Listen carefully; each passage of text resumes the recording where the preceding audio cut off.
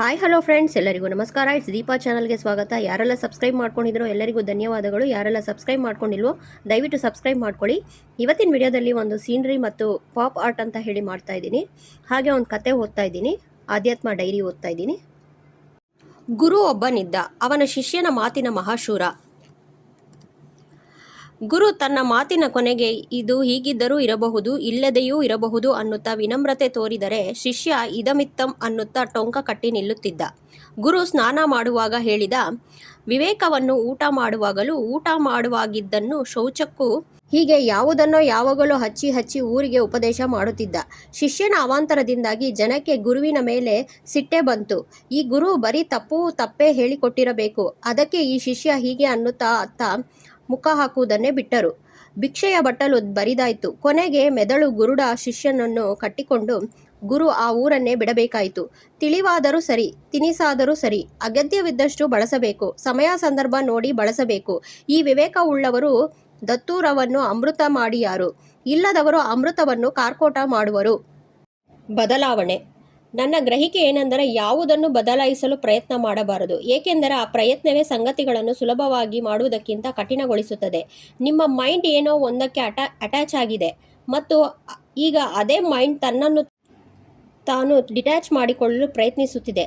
ಬಹುತೇಕ ಆ ಸಂಗತಿಯನ್ನು ಅದುಮಿಟ್ಟುಕೊಳ್ಳಬಹುದೇ ವಿನಃ ಸಂಪೂರ್ಣ ಡಿಟ್ಯಾಚ್ಮೆಂಟ್ ಮಾಡಲು ಸಾಧ್ಯವಿಲ್ಲ. ನಿಜವಾದ ಡಿಟ್ಯಾಚ್ಮೆಂಟ್ ಸಾಧ್ಯವಾಗಲು ಈ ಅಟ್ಯಾಚ್ಮೆಂಟ್ ಯಾಕೆ ಇತ್ತು ಎನ್ನುವುದನ್ನು ಮೊದಲು ಮೈಂಡ್ ಅರಿತುಕೊಳ್ಳಬೇಕು. ಡಿಟ್ಯಾಚ್ಮೆಂಟ್ ಮಾಡಿಕೊಳ್ಳಲು ಯಾವ ಅವಸರದ ಅವಶ್ಯಕತೆ ಇಲ್ಲ. ಬದಲಾಗಿ ಈ ಅಟ್ಯಾಚ್ಮೆಂಟ್ ಯಾಕೆ ಇತ್ತು ಎನ್ನುವುದನ್ನು ಅರ್ಥ ಮಾಡಿಕೊಳ್ಳಿ. ಸುಮ್ಮನೆ ಈ ಮೆಕ್ಯಾನಿಸಮ್ನ ಗಮನಿಸಿ. ಇದು ಹೇಗೆ ಕೆಲಸ ಮಾಡುತ್ತದೆ, ಇದು ಹೇಗೆ ಸಾಧ್ಯವಾಗಿದೆ, ಯಾವ ಸಂದರ್ಭಗಳು, ಯಾವ ತಿಳಿಗೇಡಿತನ ಇದು ಸಾಧ್ಯ ಮಾಡಿದೆ ಎನ್ನುವುದನ್ನು ತಿಳಿದುಕೊಳ್ಳಿ. ಸುಮ್ಮನೆ ಇದರ ಸುತ್ತಲಿನ ಎಲ್ಲ ವಿದ್ಯಮಾನಗಳನ್ನು ಅರ್ಥ ಮಾಡಿಕೊಳ್ಳಿ. ಕಳಚಿಕೊಳ್ಳಲು ಯಾವ ಅವಸರವೂ ಬೇಡ. ಏಕೆಂದರೆ ಕಳಚಿಕೊಳ್ಳಲು ಅವಸರದಲ್ಲಿರುವ ಜನ ಅವನ್ನು ಅರ್ಥ ಮಾಡಿಕೊಳ್ಳಲು ಸಾಕಷ್ಟು ಸಮಯ ನೀಡುವುದಿಲ್ಲ. ಒಮ್ಮೆ ಈ ಅಟ್ಯಾಚ್ಮೆಂಟ್ನ ಕಾರಣ ನಿಮಗೆ ಅರ್ಥವಾಯಿತೆಂದರೆ ಅದು ತಾನೇ ನಿಮ್ಮ ಕೈಯಿಂದ ಜಾರಿ ಹೋಗುತ್ತಿರುವುದನ್ನು ನೀವು ಗಮನಿಸುವಿರಿ. ತಪ್ಪು ತಿಳುವಳಿಕೆಯ ಹೊರತಾಗಿ ಯಾವ ಕಾರಣವೂ ಇರುವುದಿಲ್ಲ.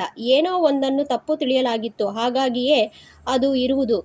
ಒಮ್ಮೆ ನೀವು ಸರಿಯಾಗಿ ಅರ್ಥ ಮಾಡಿಕೊಂಡು ಬಿಟ್ಟರೆ ಅದು ತಾನೇ ನಿಮ್ಮ ಕೈಯಿಂದ ಜಾರಿ ಹೋಗಿಬಿಡುತ್ತದೆ. ಸಮಸ್ಯೆಗಳನ್ನು ಸೃಷ್ಟಿ ಮಾಡುತ್ತಿರುವ ಸಂಗತಿಗಳು ಕತ್ತಲೆಯಂತೆ ಒಮ್ಮೆ ಬೆಳಕು ತಂದುಬಿಟ್ಟರೆ ಕತ್ತಲೆ ತಾನಾಗಿಯೇ ಮಾಯವಾಗಿ ಬಿಡುತ್ತದೆ. ನಜರುದ್ದೀನ್ನ ಗರ್ಲ್ ಫ್ರೆಂಡ್ ನಾಸ್ತಿಕಳಾಗಿದ್ದರಿಂದ ಅವನ ಮನೆಯಲ್ಲಿ ಎಲ್ಲರಿಗೂ ನಜರುದ್ದೀನ್ ಆ ಹುಡುಗಿಯನ್ನ ಮದುವೆಯಾಗುವುದರ ಬಗ್ಗೆ ಹಿಂಜರಿಕೆ ಇತ್ತು. ಒಂದು ದಿನ ನಜರುದ್ದೀನ್ನ ತಾಯಿ ನಜರುದ್ದೀನ್ ಜೊತೆ ಮಾತನಾಡಿದಳು.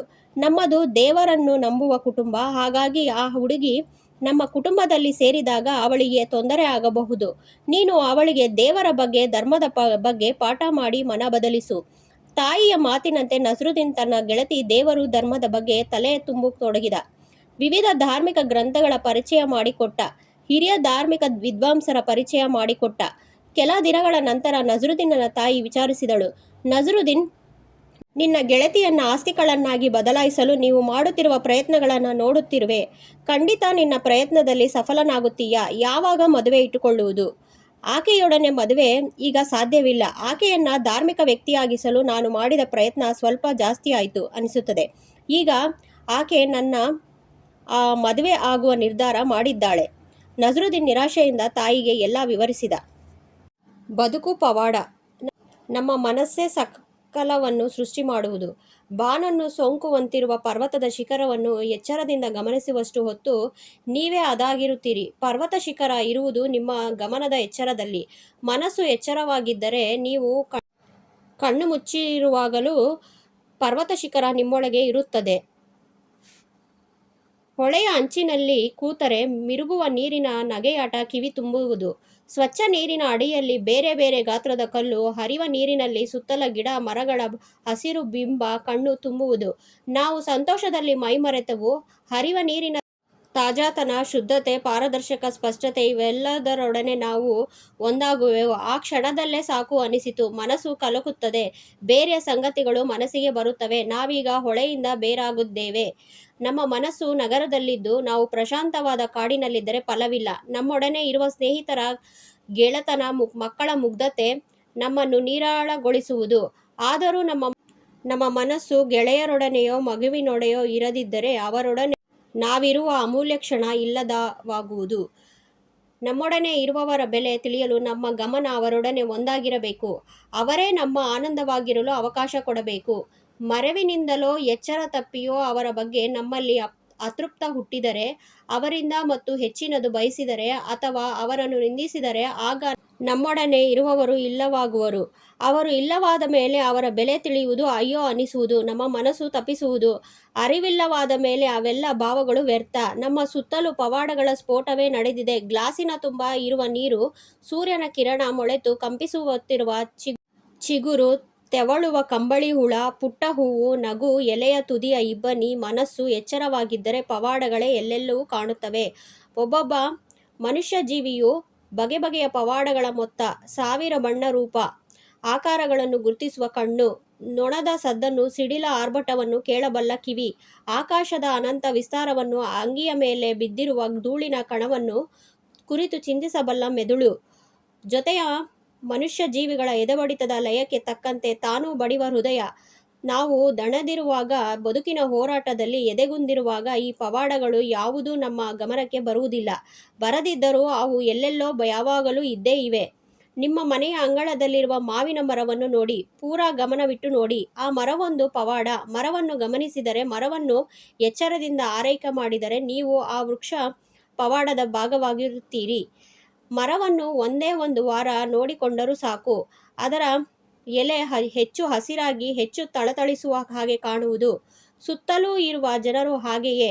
ನೀವು ಕೊಡುವ ಗಮನದ ಪ್ರಭಾವದಿಂದ ನಿಮ್ಮ ಎಚ್ಚರ, ನಿಮ್ಮ ತಿಳುವಳಿಕೆ, ನಿಮ್ಮ ಪ್ರೀತಿ ಎಲ್ಲವೂ ಹೆಚ್ಚುತ್ತವೆ. ನಿಮ್ಮ ಅಂತರಂಗ ಪುಷ್ಪವಾಗುತ್ತದೆ. ನಿಮ್ಮೊಳಗೆ ಬೆಳೆಯುವ ಪ್ರೀತಿ ಅವರನ್ನು ಬೆಳೆಸುತ್ತದೆ, ಅರಳಿಸುತ್ತದೆ. ನಮ್ಮ ಮನಸ್ಸೇ ಸಕಲವನ್ನು ಸೃಷ್ಟಿ ಮಾಡುವುದು. ಬಾನನ್ನು ಸೋಂಕುವಂತಿರುವ ಪರ್ವತದ ಹಿಮಶಿಖರವನ್ನು ಎಚ್ಚರದಿಂದ ಗಮನಿಸುವಷ್ಟು ಹೊತ್ತು ನೀವೇ ಅದಾಗಿರುತ್ತೀರಿ. ಪರ್ವತ ಶಿಖರ ಇರುವುದು ನಿಮ್ಮ ಗಮನದ ಎಚ್ಚರದಲ್ಲಿ. ಮನಸ್ಸು ಎಚ್ಚರವಾಗಿದ್ದರೆ ನೀವು ಕಣ್ಣು ಮುಚ್ಚಿರುವಾಗಲೂ ಪರ್ವತ ಶಿಖರ ನಿಮ್ಮೊಳಗೆ ಇರುತ್ತದೆ. ಇಂದ್ರಿಯಗಳೆಂಬ ಕಿಟಕಿಗಳನ್ನೆಲ್ಲ ಮುಚ್ಚಿ ಧ್ಯಾನದಲ್ಲಿರುವಾಗ ಇಡೀ ವಿಶ್ವವೇ ಅನುಭವಕ್ಕೆ ಬರುವುದು. ಯಾಕೆಂದರೆ ನಿಮ್ಮ ಮನಸ್ಸು ವಿಶ್ವದಲ್ಲಿರುವುದು. ಕಣ್ಣು ಮುಚ್ಚಿರುವಾಗಲೂ ಚೆನ್ನಾಗಿಯೇ ಕಾಣುವುದು. ಲೋಕದ ನೋಟ, ಸದ್ದುಗಳು ನಿಮ್ಮ ಶತ್ರುಗಳಲ್ಲ. ಮರೆವು, ಎಚ್ಚರದ ಗಮನವಿರದ ಮನಸ್ಸು ನಿಮ್ಮ ಶತ್ರುಗಳು. ಗಣೇಶ ಮಸಣಯ್ಯನವರ ಮಾಗಿಯ ಹುಲ್ಲಿನ ಸೋಂಕಿನಂತೆ ತಾನು ಪುಳಕಿತಳಾದಳವೇ ಎಂಬ ಮಾತು, ಮಾಗಿಯ ಹುಲ್ಲು ಅಂಗಾಲಿಗೆ ಸೋಂಕಿದ್ದೇ ದೈವಿಕ ಅನುಭವವೆಂದು ಹೇಳುವುದು ನೆನಪಾಯಿತು. ಪವಾಡ ಎಲ್ಲೆಲ್ಲೂ ಕಂಡಾವು.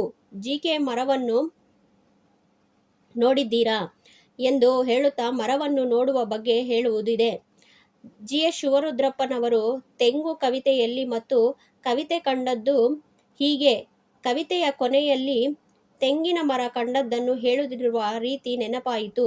ಹೀಗೆ ಪಟ್ಟಿ ಬೆಳೆಸುವುದಲ್ಲ, ಸಾಮಾನ್ಯ ಸಂಗತಿಯಲ್ಲೂ ಇರುವ ಅಪೂರ್ವವನ್ನು ಅನುಭವಿಸುವ ಗಮನ ನಮಗೆ ಬರುವುದು ಮುಖ್ಯ ಅಲ್ಲವೇ? ಎಲ್ಲರಿಗೂ ನಮಸ್ಕಾರ, ಧನ್ಯವಾದಗಳು.